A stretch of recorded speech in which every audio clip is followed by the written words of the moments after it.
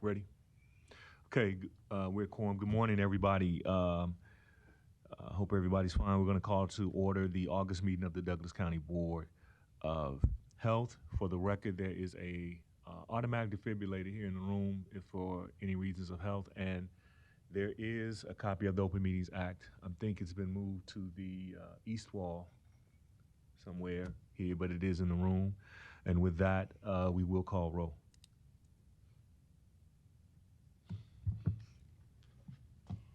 Okay, Wade. Here.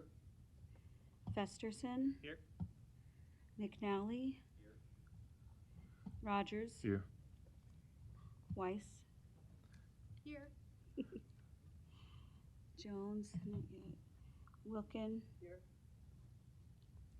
King, no, and Espinoza. And I don't know who's online. Is Gray, Sensick, Levy, or Hartlow online? Lauren is online. Other than that, that's all I see right now. Okay. Okay. With that, we'll go to item 2, is approval of the minutes. Is there a motion to approve the June minutes? Somewhere. Yeah, last month is June. So moved. Moved by Wade, is there a second? Second. Second by Weiss. Any questions? Roll call. Wilkin. Yes. Wade. Yes. Rogers. Yes. Jones is not here yet. Weiss. Yes. McNally. Espinoza. Festerson. Yes. We'll go to item 4, which is approval of action items. There are 1, 2, 3, 4, 5 items to be ratified that, because of last month, moved to the county board, and we're just ratifying. Then there's 4. There's 1, 2. And then there's additional new ones. I need to request for K to be done separately. So is there a motion to approve A through L with the removal of K? So moved.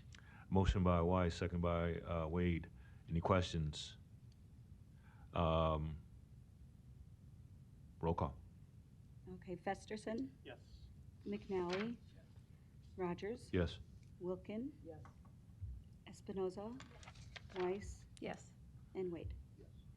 Item K is an agreement with Charles Drew for On My Healthy Start. I have to abstain being a board member of Charles Drew. So is there a motion to approve? Motion to approve item K. Motion by Festerson. Is there a second? Yes. Second by Weiss.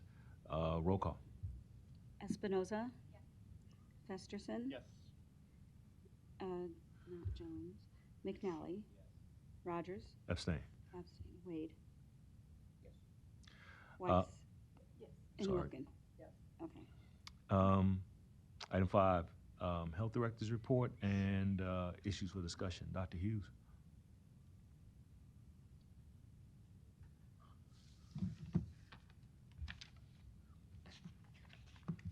This will be short and sweet because a lot of my updates are going to come after we talk a little bit about what's happening with my finance. Your Mike. Oh, I'm so sorry. Is it not?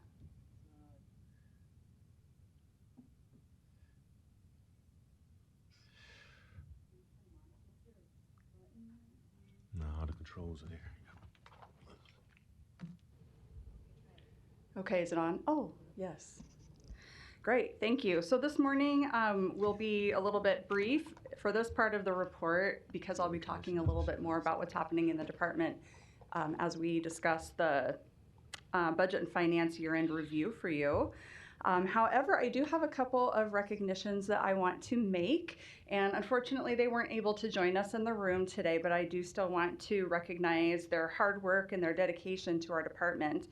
Yolanda Stone, who is our secretary in the epidemiology section, celebrated 25 years of service with us in July, and we are just extremely grateful for everything that she contributes to our department. As you can imagine, being administrative support for epidemiology, which has been one of our very busiest sections over the past few years, comes probably with a lot of challenges and a lot of hard work, and we're just very grateful that she has given us all of her time and talent, and we're looking forward to continuing working with her.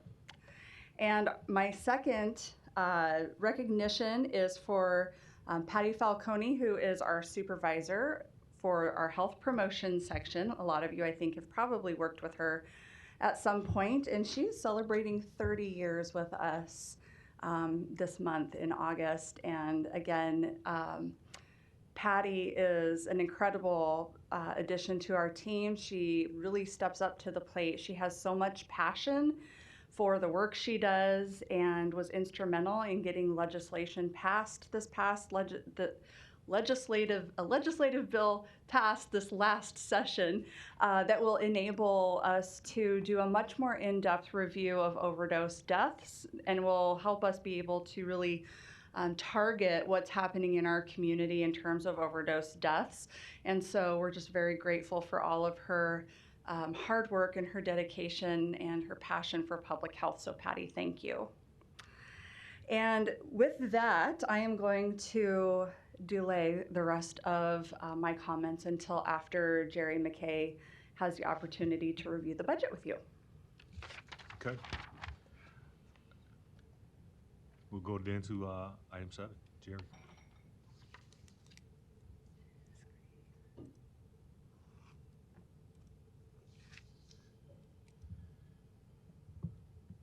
How do I get?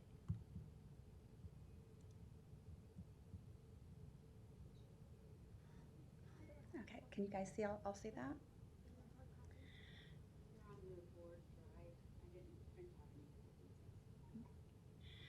Good morning. Got to be a little descriptive then, Jerry, since no hard copies of it. Pardon me? You got to be a little descriptive since nobody has hard copies and Okay, few of is us there a way ask. to blow Got this out? computers.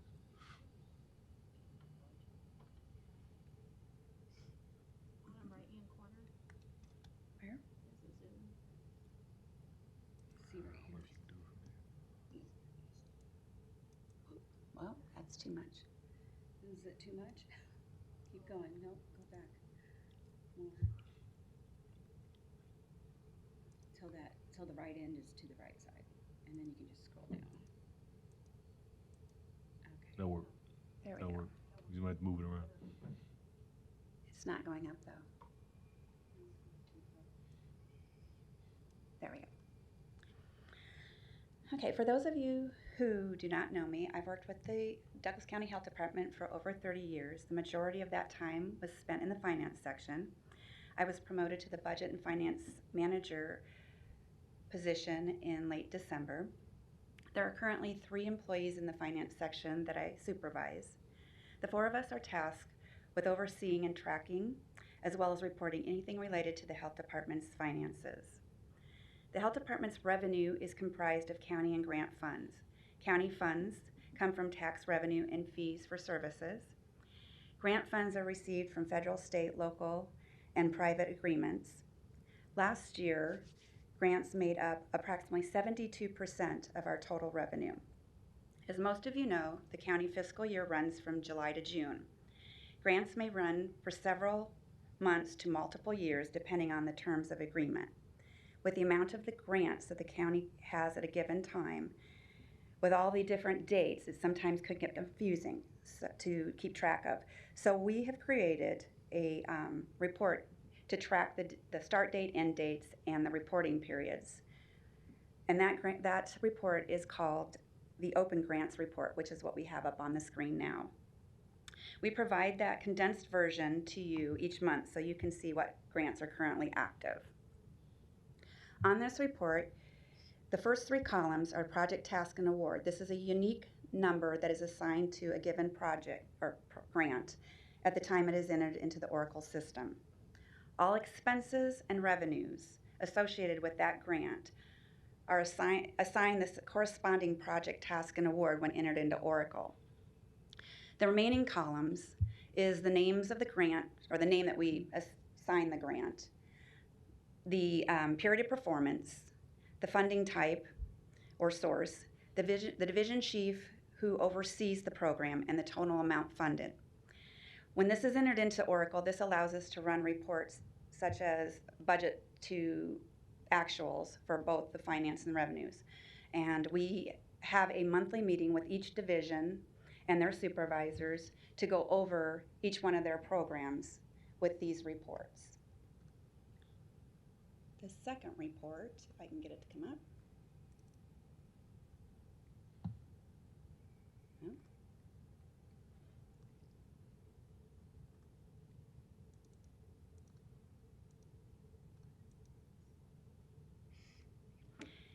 The second report provided is the Health Department's budget versus actuals. This is the FY 2023 final report. As you can see, a good portion of these programs are underspent. We do have a few that went over, but due to their underage. Sorry. It sounds like the video is not being displayed on Zoom, so Share it on Zoom. my apologies It for is. interrupting. It didn't switch to that, but it's on the old one. It's on the one you just had previously. It's not on yet. Okay, thanks, sorry. Now it's switched. Now it did, okay. Yep, it's switched now. So this is the budget versus actual FY 2023 final report as of the end of June. Now, as you can see, several sections within the health department were underspent, with a few being overspent. This was due to multiple open positions throughout the year, as well as receiving grant funds that were not anticipated at the time of budget. The underspent sections helped cover for those sections that were overspent. This also allowed for us to do building improvements and other necessary updates throughout the year, which I believe Dr. Hughes is going to address in more detail. Before she comes up, are there any questions you have for me that I could answer? Okay, well, thank you. Oh, I do have a question. Pre-pandemic, we rely heavily on grants, and pre-pandemic, I know we were, I think, closer to like 25 million grants. I may be wrong because it's been several years, but are we caught back up on that? Because I know we. I think we maintained for the most part through there. We had A lull. we continued to have the grants that we had before. We received CARES, ARPA's funds. Those just added to what we had, and so we had to still work on those other programs while we were doing the CARES and ARPA during the pandemic. Okay, perfect. Well, thank you for your time. Oh, Jerry, let me ask you, so make sure, I think to Dr. Manali's question, we should have, right before COVID, my understanding is there should have been some more money coming in from the state.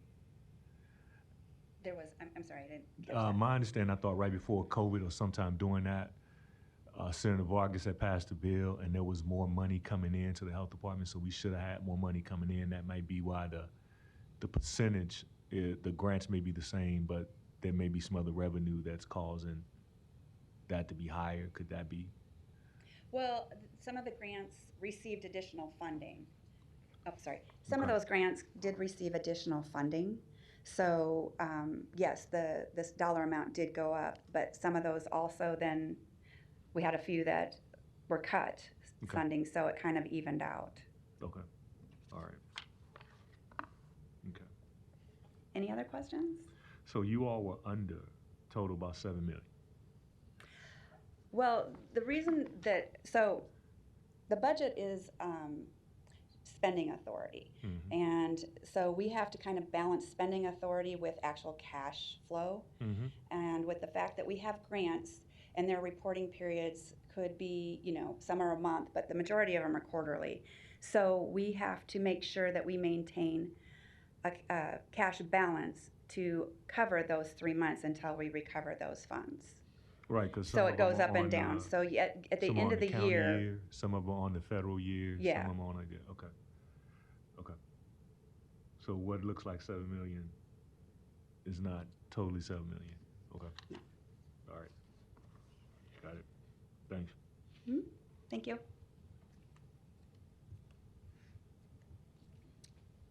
Okay, so with some of the unspent funds that we had at the end of the year, we don't often have the opportunity to make updates to our building and our facilities, and it's quite obvious if you walk through our building that we've had, some areas that, well, they're not in disrepair, probably need some updating. In fact, there are things that haven't been updated in the entire time that we've been at the building on 41st and Pacific. So we have been able to sit down with our other partners in the building. So that's VA, general assistance, and juvenile assessment, and start really talking about the security and safety of the building.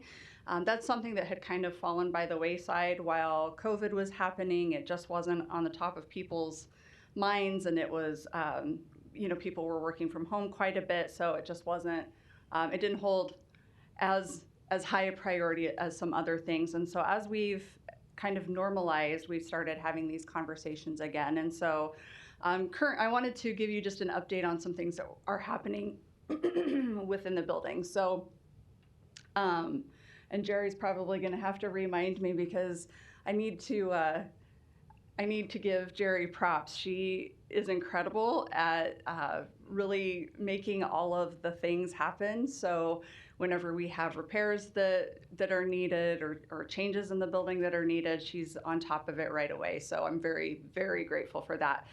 One of the things that has been apparent for some time in our building is that we have cameras on our building, but they are not sufficient. We actually have had vandalism to our cars in parking lots, and our cameras have not been sufficient to actually do the job of identifying other cars or people who might be in the parking lot. And so we have been working with Public Properties and our partners in the building to determine what camera system might work better for us and actually give us a little bit more security along with our security guard that sits up front. And I'm very, very excited that we are going to be going with a system that is leaps and bounds better than the one that we currently have. The price is actually pretty reasonable considering the product that you get. And so we are currently working on, we're still actually looking at all of the specs and going through that process, but that is moving along really well. And so part of our funding that we encumbered at the end of the year will be going toward helping to purchase a new camera system for our building so that our staff can feel a little safer. We also have our security contract that's up for bid, and so I know that there's an RFP out for that right now, and so that'll also be part of that security piece. We've also been trying to make the most of the space that we have. So if you've ever walked through the health department, you know that there isn't a whole lot of room for us to add people and supplies and things like that. And so we've really been working on reevaluating our space and making sure that what we do have, we're being really, really smart with. And so this past month, we were able to get all new shelving units placed into our storage areas. Previously, we had some shelving units, but it wasn't sufficient and it didn't quite fit the space, so it wasn't efficient in how that space was being used. And so Public Properties came out, helped us measure and go through and see what was going to work better. So I'm very happy to report that in a couple of our storage areas, we now have much, much more efficient space usage there for our people to be able to store their supplies. This also helps us to better utilize the space that we were able to obtain from general assistance. So there's a suite of offices directly behind our administration suite, so Suite 205. There's about 10 offices back there. Unfortunately, a couple of those offices were being used for storage because of the storage constraints we had elsewhere in the department. And the storage constraints that we had that general assistants also had. So they were their offices. They were using them for storage, and then they had lent us a couple of offices for storage. So by spending a little bit on some shelving, we were able to move things out of those storage areas and better utilize, actually get to put people in those offices now. So we're really, really excited about that. We also have a couple of small conference rooms in the department that previously were not well used, and we wanted to ensure, because meeting space is so difficult to come by in our building, we wanted to make sure that we could use what conference space we do have as efficiently as possible. And so we've also been going through and just updating the technology to make sure that if we need to have a Zoom meeting in these rooms, we're actually able to facilitate that effectively. Where previously it was very, there were only maybe 1 or 2 rooms where that was possible to do with a group of people. Now we have some additional space. And so funding has been used to help us just really update some space so that we can use it in the way that it was meant to be used. So we're pretty excited about that. We also had our walls painted, which doesn't sound like that big of a deal, but it's kind of a big deal because it really did freshen the place up a little bit and make it feel a little bit more professional. And so I know that was something that the staff really were happy about. What have I missed, Jerry? I know I've missed something. We are upgrading all of the computers. That's right. Thank you. Our computer systems are outdated, and as you probably recall me saying in the past, one of the things that we want to focus on is data modernization and really being able to be good stewards of our data. It's very difficult to have good data if we don't have good systems, though. And so we are upgrading our systems, and that also helps our staff be a lot more efficient, whether they are sitting at their desk or out in the field. So what we're doing is actually going to save us money in the long run. We'll be going away from those towers that typically come with your PCs and doing the laptops with the docking station, so we don't have to purchase both a desktop and a laptop for people, especially those people who might be out in the field or who might be taking advantage of our telework policy. Now it's one system. It can go with them wherever they want, and that's of course going to take time for us to make that transition, but we're shooting towards that because it is going to save the department money in the long run. And other than that, I think, was that?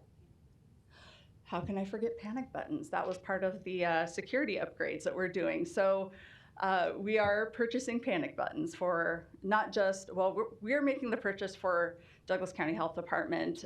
The others in the building who share the space are also going in on the same contract for panic buttons. So we're all going to be on the same system, which we thought was a really good idea, so that it doesn't overcomplicate things for the security guard. And we are really trying to look at safety and security from a building perspective and not just a department perspective. So we know that if there was a situation in our department, it's likely that that is also going to impact our neighbors in the building, and so they also need to be prepared. Something that's happening in one of their sections certainly could impact us. So we're really trying to collaborate and effectively plan and approach safety from really a building perspective. And so far that's going really well. And I think, okay, Jerry, what else? I think that's it. It's interesting because when you have a building that's a little bit aging, unexpected things can pop up from time to time. So I'm sure that there are a couple things that have popped up that I just am not remembering that we've had to take care of. So other than that, we're trying to bird-proof our awning because we have a massive bird problem under the blue awning, and so we're also working on that. So just trying to fix a few things around the building so that it can be a more effective and a better environment for our employees. If you've ever been in the basement of the health department, you know that the big open area where the cubicles are can be pretty noisy. Sound travels, it's pretty much cinder block down there. So you get a lot of sound that's traveling back and forth. The ceiling is open. And so that is also something that we've been exploring with public properties, is how we might be able to improve how sound travels down there and hopefully be able to insulate that just a little bit, in addition to kind of juggling some spaces so that sound is maybe a little more contained, if you will. So I think that's all. So that's what's happening in the building, and a lot of our encumbered funds at the end of the year that appear to be left over really are being utilized to improve the space and make sure that we're being good stewards and being efficient and helping our employees have a good environment to do their work in. Dr. Hughes, Mhm. If there is leftover money from a grant that's not spent, how is that money being used in the health department, or can it be used in the health department for other purposes? So I will say that grant money is not typically left over. This is really kind of a unique situation that we have money, county funding, that's left over at the end of the year because we've had all these grants that have come in. And so we've been able to pay expenses appropriately out of those grants, and so then those county funds aren't being spent at quite the same pace. So it's those county funds that we, say, I shouldn't say, but we encumber them at the end of the year so that we're able to do some of these improvements. I will say that with any flexible funding that we have, we also are exploring how to stabilize positions. So if we have positions that, look like they're going to be, they're a grant funded position, it looks like maybe there isn't enough to keep that going. For instance, I'll just use our AHP money as an example. So Adolescent Health Program, that's the money that came through the Women's Fund from Sherwood Foundation that got cut earlier in the year. One of our biggest goals is to make sure that we can maintain, especially those really important services like STI services. And so if we do have flexible funding, we're trying to find ways that we can stabilize things like our STI program and those positions, or making sure that our health equity people are going to be with us for the duration and not just for a couple of years. That's a huge goal that I personally have, is making sure that positions like our health equity positions are simply part of the health department. It's not an add-on. It's not something that we did one time to check a box. This is really part of who we are. And so, anytime we have leftover money, we're trying to figure out how best to stabilize other positions within the health department.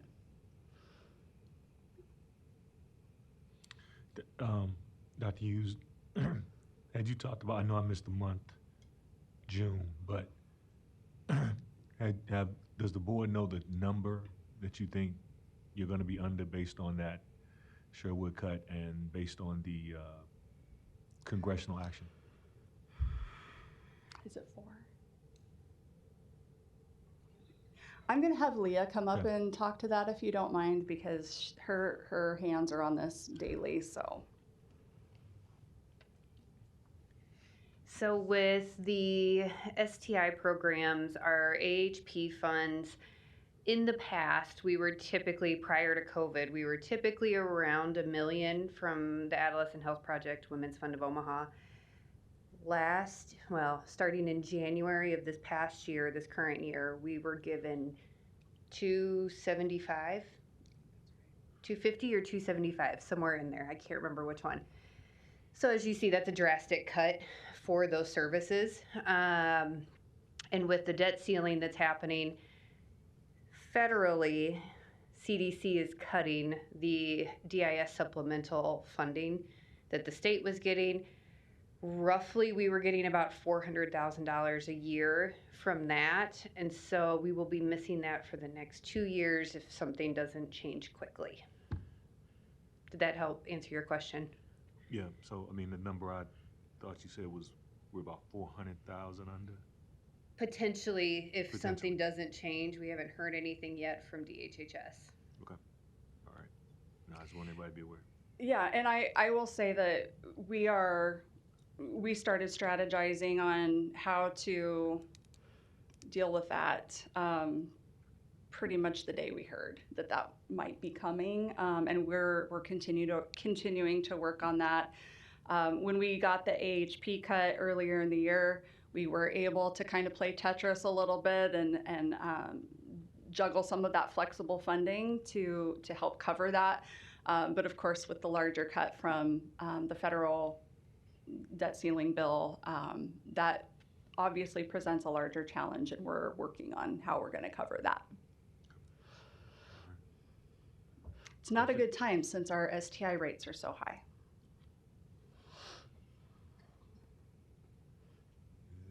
Seeing no questions. All right, thank you so much. Okay. We'll go on to the department reports and updates. Any questions for the updates, from anyone? Okay, seeing none. Any item 8, any board member comments, updates, board members want to make? Okay. We do have need for executive session though, for personnel. So for the public, we'll be taking no action, but is there a motion to go into executive session for personnel? So moved. Motion by Wise, is there a second? Second by Wilkin. Roll call. Yes. Yes. Yes. Alrighty.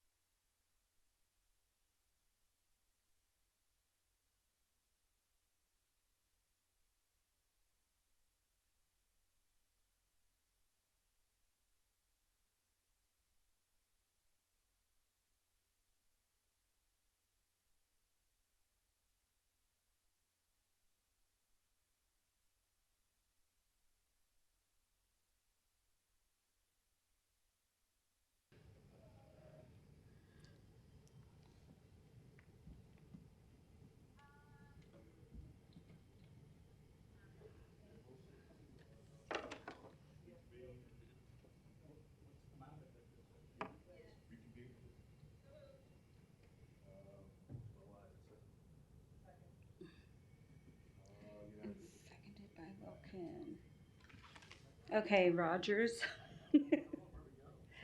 Rogers, Weiss. Okay, Festerson, McNally, Wade, Wilkin, Espinoza. Completely done now, thank you.